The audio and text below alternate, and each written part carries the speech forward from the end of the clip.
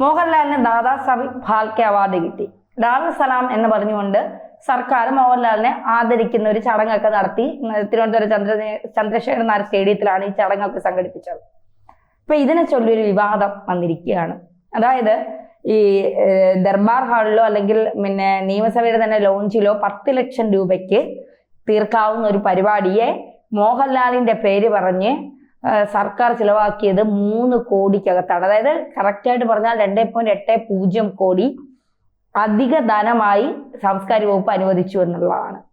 ഇത് ഒരുപാട് പാവങ്ങൾ വീടില്ലാതെയും ബുദ്ധിമുട്ടിയും സാമൂഹ്യക്ഷേമ പെൻഷൻ നൽകാതെ ഒക്കെ കൊടുക്കുമ്പോൾ PR വർക്കിന്റെ പേരിൽ മോഹൻലാലിനെ മുൻനിർത്തിക്കൊണ്ട് സർക്കാർ ഇങ്ങനെ കോടികൾ പൊടിച്ചു കളയണേ. പിണറായി വിജയൻ എവിടെ തൊട്ടാലും കോടിയും കൊണ്ടേ മലക്കുള്ള. പക്ഷേ ഓരോ സർക്കാരിൻ്റെയും കാഴ്ചപ്പാടുകളുടെ പ്രശ്നമാണ്.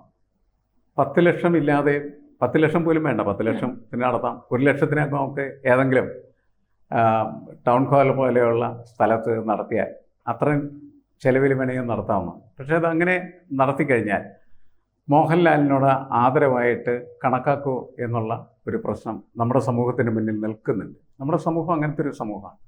എവിടെയാണ് കൂടുതൽ പോഷ് കാണിക്കുന്നത്, എവിടെയാണ് കൂടുതൽ ആരംഭം കാണിക്കുന്നത്, എവിടെയാണ് കൂടുതൽ പണം വലിച്ചെറിയുന്നത്, അവിടെയൊക്കെ പത്രാസ് കാണുന്ന സമൂഹമായിട്ട് കേരള സമൂഹം മാറിയിട്ടുണ്ട്. അതിൻ്റെ കൂടി ഒരു തകരാറാണ് ഇത്തരത്തിലുള്ള PR വർക്കിനെ കുറിച്ച് ചിന്തിക്കാൻ സർക്കാർ തയ്യാറാവും. മാത്രമല്ല പണം മുടക്കി ഇമേജ് ഉണ്ടാക്കാൻ, മുഖം നന്നാക്കാൻ, പിണറായി മനോഹരൻ സുന്ദരൻ എന്ന് പറയിപ്പിക്കാൻ പറ്റും എന്ന് പറയുന്ന വിശ്വാസം ആരാണ് ഈ സർക്കാരിന് ഉണ്ടാക്കി കൊടുത്തത്? അത് ഈ സമൂഹം തന്നെയാണ് എന്നാണ് ഞാൻ കണക്കാക്കുന്നത്. അതുകൊണ്ടാണ് PR വർക്കിൽ ജീവിക്കാം, PR വർക്കിൽ അതിജീവിക്കാം, PR വർക്കിൽ മൂന്നാമതും ഭരണത്തിൽ വരാം എന്ന വിശ്വാസത്തിലേക്ക് ഈ സർക്കാർ എത്തിയിരുന്നു. നമുക്ക് എത്രയോ മന്ത്രിസഭകൾ കേരളത്തിലുണ്ടായി, എത്രയോ രാഷ്ട്രീയ പാർട്ടികൾ നമ്മുടെ മുന്നിൽ പ്രവർത്തിച്ചിട്ടുണ്ട്. ആ രാഷ്ട്രീയ പാർട്ടികളൊക്കെ മുൻകാലങ്ങളിൽ പ്രവർത്തിച്ചിരുന്നത് ഇങ്ങനെയുള്ള PR വർക്ക് കൊണ്ടാണ്? അല്ല എന്ന് നമുക്കറിയാം. ഇന്ന് രാഷ്ട്രീയ പ്രവർത്തനം ഇവൻറ്റ് മാനേജ്മെൻറ്റായി മാറി. മുൻകാലങ്ങളിൽ പ്രവർത്തകർ, ഏത് പാർട്ടിയുടെ പ്രവർത്തകരുമാകട്ടെ, അവരെല്ലാം അവരുടെ അധ്വാനവും വിയർപ്പും ചെലവഴിച്ചാണ് അവരുടെ പാർട്ടിയെ, അവരുടെ പ്രസ്ഥാനത്തെ കെട്ടിപ്പടുത്തിരുന്നത്. അവരാണ് ചുമരെഴുതാൻ പോയിരുന്നത്, അവരാണ് പോസ്റ്റർ ഒട്ടിക്കാൻ പോയിരുന്നത്. അതിന് പകരം ഇന്ന് പോസ്റ്റർ ഒട്ടിക്കുന്നതിന് കൂലിക്കാർ, ചുവരെഴുതുന്നതിന് കൂലിക്കാർ, അതേപോലെ സമ്മേളനം നടത്തുന്നതിന് കൂലിക്കാർ, സമ്മേളനത്തിൽ വന്ന് ഇരിക്കാൻ കൂലിക്കാർ. അപ്പോൾ ഒരു സമ്മേളനം നടക്കുമ്പോൾ ആ സമ്മേളനത്തിൻ്റെ ഭാഗമായി വരുന്ന ബഹുഭൂരിപക്ഷ ആളുകളും പാർട്ടിയുടെ പോലുമല്ല എന്ന നിലയ്ക്ക് മാറിക്കഴിഞ്ഞിരിക്കുന്നൊരു കാലഘട്ടം നമുക്ക് കേരളത്തിന് എന്തായാലും നല്ല ഒരു തിരിച്ചറിവോടുകൂടി ചിന്തിക്കേണ്ട ഒന്നാണ് എന്നാണ് എനിക്ക് തോന്നുന്നത്. ഒരു പാർട്ടി ചെയ്യുമ്പോൾ നമ്മളതിനെ എതിർത്തതുകൊണ്ട് കാര്യമില്ല. ഒരു പാർട്ടിക്ക് എതിരെ നമ്മൾ സംസാരിക്കുമ്പോൾ അതെല്ലാം നമ്മൾ ചിലപ്പോൾ പ്രയോഗിച്ചെന്നിരിക്കും. പക്ഷേ മറ്റേ പാർട്ടിയും എന്താണ് ചെയ്യുന്നത്? ഇത് തന്നെയാണ് അവർ ചെയ്യുന്നത്. എന്നുവെച്ചാൽ പൊതുസമൂഹത്തിൻ്റെ പണം എടുത്ത് വാരിയെറിഞ്ഞ് ദൂർത്തടിച്ച് സ്വന്തം ഇമേജും സ്വന്തം പ്രസ്ഥാനവും സ്വന്തം അധികാരവും അരക്കിട്ടുറപ്പിക്കാം എന്ന് വിശ്വസിക്കുന്ന തരത്തിലേക്ക് ഇവരെ ആരാണ് മാറ്റിയത്? അത് കേരളത്തിലെ ജനങ്ങൾ തന്നെയാണ് എന്നാണ് ഞാൻ പറയുന്നത്. കേരളത്തിലെ ജനങ്ങളെ ഇവരെ അടിച്ചിറക്കേണ്ടതെന്ന് തോന്നുന്ന സമയത്ത് അടിച്ചിറക്കുക എന്നുള്ളതാണ്. അങ്ങനെ അടിച്ചിറക്കാൻ പറ്റാതെ വരുമ്പോഴാണ് ഇവർക്ക് വീണ്ടും ധാർഷ്ട്യമുണ്ടാകുന്നത്, അഹങ്കാരമുണ്ടാകുന്നത്, കൂടുതൽ പണം വാരി എറിയാനായിട്ട് കഴിയുന്നത്. 2.5 കോടി രൂപ അല്ലെങ്കിൽ 3 കോടി രൂപ ഇതിനു വേണ്ടി ചെലവഴിക്കുമ്പോൾ നേരത്തെ പറഞ്ഞതുപോലെ ദരിദ്രരായിട്ടുള്ള നിരവധി ആളുകൾക്ക് വീട് വെച്ചു കൊടുക്കാനുള്ള പണം.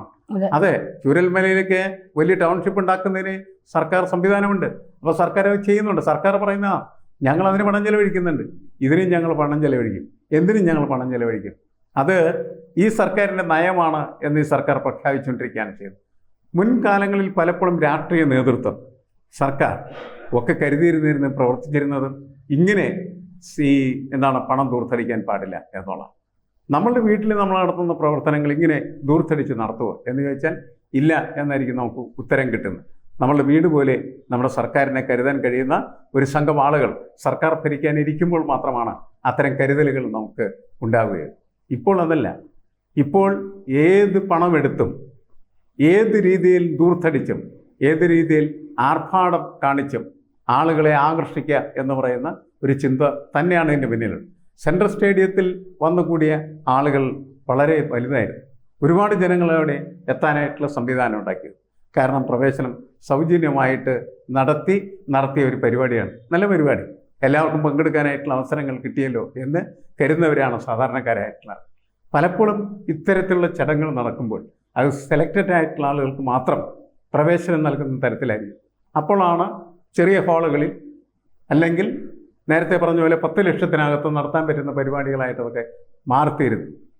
മറ്റൊരു രീതിയിൽ ചെയ്യാമായിരുന്നു. സെൻട്രൽ സ്റ്റേഡിയത്തിൽ, തുറന്ന സ്റ്റേഡിയത്തിൽ വേണമെങ്കിൽ നടത്താമായിരുന്നു. അപ്പോൾ ഈ പണച്ചെലവൊന്നും ഇത്രമാത്രം ഉണ്ടാവണം എന്നില്ല. കാരണം ഇതവിടെ വലിയ പോഷായിട്ടുള്ള പന്തൽ കെട്ടി ആ പന്തലിനകത്ത് എയർ കണ്ടീഷണറുകൾ വെച്ച് മറ്റു സംവിധാനങ്ങൾ വെച്ച് എല്ലാവരും കുളിർപ്പിച്ച, സുഖിപ്പിച്ച, തലോടിയ ഒരു പരിപാടിയായിട്ട് മാറിത്തീരുകയാണ് ചെയ്യുന്നത്. മാത്രമല്ല അതിലെത്തിച്ചേർന്നിരിക്കുന്നതായിട്ടുള്ള വിശിഷ്ട വ്യക്തികളെ അവിടെ കൊണ്ടുവരുന്നതിനും താമസിപ്പിക്കുന്നതിനും ഒക്കെ ഇതിൽ നിന്ന് ഒരുപാട് പണം ചെലവഴിച്ചിരുന്നു. എന്നുവെച്ചാൽ സർക്കാർ പണം ആർക്കും വാരിക്ക് വരി കൊടുക്കുന്ന തരത്തിലേക്ക് സർക്കാരിൻ്റെ കൈകൾ മാറിക്കഴിഞ്ഞിരിക്കുന്നു. നല്ല പ്രവണതയല്ല ഇത്. ഒരിക്കലും ഒരു കാരണവശാലും പ്രോത്സാഹിപ്പിക്കാൻ പറ്റുന്നതല്ല എന്ന് തന്നെയാണ് നമ്മൾ മനസ്സിലാക്കേണ്ടത്. പക്ഷേ ഈ പിണറായി വിജയൻ സർക്കാർ ഏറ്റവും കൂടുതൽ പേരുദോഷം കേട്ടത് ദൂർത്തിന്റെ പേരിലാണ്. ഒരുപാട് ദൂർത്തുകൾ ഈ സർക്കാരിന്റെ കാലത്ത് ചെയ്തിട്ടുണ്ട്. നമ്മൾക്കൊരു ചെറിയ ഉദാഹരണം എടുത്താൽ തന്നെ 25 രാജ്യങ്ങളിൽ യാത്ര ചെയ്തിട്ട് വ്യാവസായികമായ ഒരുപാട് നേട്ടം കേരളത്തിനുണ്ടാവുമെന്ന് പറഞ്ഞിട്ട് വിവരാവകാശ രേഖ എടുത്തപ്പോൾ 25 രാജ്യത്തു നിന്ന് നമുക്കൊന്നും കിട്ടിയില്ല എന്നുള്ളതാണ്. ഇതിനൊക്കെ പോയ യാത്രാ ചിലവ്. ഇപ്പോൾ മുഖ്യമന്ത്രി ഇവിടെ നിന്ന് അമേരിക്കയിലേക്ക് പോകുമ്പോൾ മുഖ്യമന്ത്രിയുടെ കൂടെ പോകുന്നവരുടെ യാത്രാ ചിലവ്, ഇതൊക്കെ അങ്ങനെ പല പല കാര്യങ്ങളിലും ഇപ്പോ പിന്നെ എന്താ പറയുക, ദുബായ് വഴി, അമേരിക്കയിൽ നിന്ന് ദുബായ് വഴി മകനെ കണ്ടിട്ട് ഈ മകനെ കാണുന്നതിന് വരെ സാധാരണക്കാരന് നികുതി പൈസയിൽ നിന്നാണ് പണം എടുത്തു പോകുന്നത്.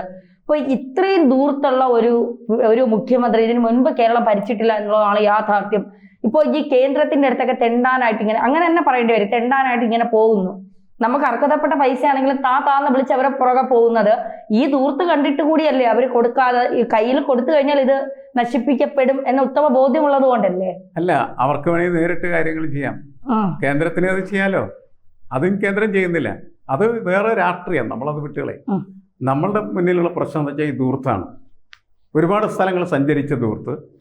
ഒപ്പം അദ്ദേഹം കേരളത്തിൽ തന്നെ പലയിടങ്ങളിലും സഞ്ചരിക്കുന്ന സമയത്ത് അദ്ദേഹം പോകുന്ന കണ്ടല്ലേ, അദ്ദേഹത്തിന്റെ ഒരു കാർ ഇങ്ങനെ ചീറിപ്പാഞ്ഞു പോകുന്നതാണ്. പിന്നീട് എത്രയോ വാഹനങ്ങളാണ് അതിന്റെ പിന്നാലെ പോകുന്നത്. ഇങ്ങനെ അനേകായിരം വാഹനങ്ങൾ, അനേകായിരം എന്ന് പറഞ്ഞത് അധികപ്പറ്റായിരിക്കാം, എങ്കിലും 100 വാഹനങ്ങളിലേക്ക് അകമ്പടിയിൽ അദ്ദേഹം സഞ്ചരിച്ച് പല ദിവസങ്ങളും നമ്മൾ കണ്ടിട്ടുള്ളതാണ്. എന്തിനാണ്? ഇവിടെയാണ് ഒരു ഭരണകർത്താവ് അദ്ദേഹം ജനങ്ങളോട് കമ്മിറ്റഡ് ആയിരിക്കുകയും അതേപോലെ തന്നെ ജനങ്ങളോട് അക്കൗണ്ടബിൾ ആയിരിക്കുകയും ചെയ്യാം. എന്നുവെച്ചാൽ ജനങ്ങളുടെ ഉത്തരവാദിത്തമുള്ള ഒരാൾ, അദ്ദേഹത്തിന് ഒരിക്കലും ഇതൊന്നും ചെയ്യാനായിട്ട് കഴിയില്ല. ഇപ്പം ജനങ്ങളോട് ഉത്തരവാദിത്തം ഇല്ലാതിരിക്കുന്ന തരത്തിലേക്ക് ഭരണാധികാരി മാറുമ്പോൾ മാത്രമാണ് അദ്ദേഹം ഈ 100 കണക്കിന് വാഹനങ്ങളുടെ അകമ്പടിയിൽ സഞ്ചരിക്കുക. നമുക്ക് നാണം തോന്നിയിട്ടുണ്ട് ശരിക്കും ഇതൊക്കെ തന്നെ. കേരളത്തിന്റെ ഒരു മുഖ്യമന്ത്രി എന്ന് പറയുന്നത് ഇങ്ങനെ നാണമില്ലായ്മ അദ്ദേഹത്തിൻ്റെ തന്നെ ഒരു ആവരണമായിട്ട് എടുത്തൊടുക്കുന്ന കാഴ്ച സങ്കടകരമായിട്ടുള്ള ഒരു കാര്യമാണ്, ലജ്ജാകരമായിട്ടുള്ള കാര്യമാണ്. ഇപ്പോൾ ദൂർത്തിൽ ഇവർ ഒരു കാരണവശാലും സങ്കടപ്പെടുന്നവരല്ല. ദൂർത്ത് നടത്തുന്നത് ആർക്ക് വേണ്ടിയായാലും, ഇപ്പോൾ മോഹൻലാലിന് വേണ്ടിയായാലും പിണറായി വിജയന് വേണ്ടിയായാലും അത് ദൂർത്ത് തന്നെയാണ്. ആ ദൂർത്തിനെ നമുക്ക് അംഗീകരിക്കാനായിട്ട് പറ്റുകയില്ല. ഒരാൾ ആദരിക്കേണ്ടത് ആവശ്യം തന്നെ ആദരിക്കുകയും ബഹുമാനിക്കുകയും ചെയ്യണം. കാരണം വെച്ചാൽ നമുക്ക് മോഹൻലാലിനെ നമ്മൾ ആദരിക്കുമ്പോൾ യഥാർത്ഥത്തിൽ നാം കേരള ജനതയെ തന്നെ ആദരിക്കുന്ന ഒരു വശം അതിനുണ്ട്. അത് മറന്നുകൊണ്ടല്ല നമ്മൾ ഈ വിമർശനങ്ങളെല്ലാം നടത്തുന്നത്. ഒരുപക്ഷെ കേരളത്തിൻ്റെ മോഹൻലാൽ എന്ന് പറഞ്ഞാൽ കേരളത്തിൻ്റെ ഒരു മോഹമുദ്ര പോലുമായിട്ട് മാറിയിട്ടുണ്ട് എന്നുള്ളതാണ്. ആ രീതിയിൽ അദ്ദേഹത്തെ ആദരിക്കുകയും ബഹുമാനിക്കുകയും ചെയ്യുന്നത് വളരെ നല്ല പ്രക്രിയയാണ്. പക്ഷേ അതിൻ്റെ പണച്ചെലവുകളെക്കുറിച്ച് കൂടി ഒരു പരിമിതമായിട്ടുള്ള ചിന്ത മനസ്സിനകത്തുണ്ടായാൽ ദൂർത്തൊഴിവാക്കാനായിട്ട് തീർച്ചയായിട്ടും കഴിയും. നല്ല പരിപാടിയായിരുന്നു, അതിസുന്ദരവും മനോഹരം എന്ന് തന്നെയാണ് എല്ലാവരും അതിനെക്കുറിച്ച് പറയുകയുള്ളൂ. പക്ഷേ അതിൻ്റെ വിമർശനം വരുന്നതിൻ്റെ അടിത്തറ എന്ന് പറയുന്നത് ഇത്തരത്തിൽ ഒരുപാട് പണം വാരി എറിഞ്ഞ് നടത്തിയ ദൂർത്ത് എന്ന് പറയുന്ന തലത്തിലാണ്. ദൂർത്തിനെ നമുക്ക് ന്യായീകരിക്കാനായിട്ട് കഴിയില്ല. ആദരത്തെ ന്യായീകരിക്കാം, മോഹൻലാലിനെ ബഹുമാനിക്കാം, സ്നേഹിക്കാം. ആ പ്രക്രിയയിൽ ഏറ്റവും മഹത്തരവും സുന്ദരവുമായിട്ട് നമുക്ക് നമ്മുടെ നെഞ്ചോട് ചേർത്ത് പിടിക്കുകയും ചെയ്യാം. പക്ഷേ അപ്പോഴും നമുക്കെപ്പോഴും ഒരു കരട് പോലെ കിടക്കുന്ന ഒന്നായിരിക്കും ഈ ദൂർത്ത്. അതിനെ നമുക്കൊരിക്കലും ന്യായീകരിക്കാനായിട്ട് കഴിയുകയില്ല. ഈ ദൂർത്ത് സർക്കാരിന് ഒട്ടും ശ്ലാഘനീയമായ കാര്യമല്ല.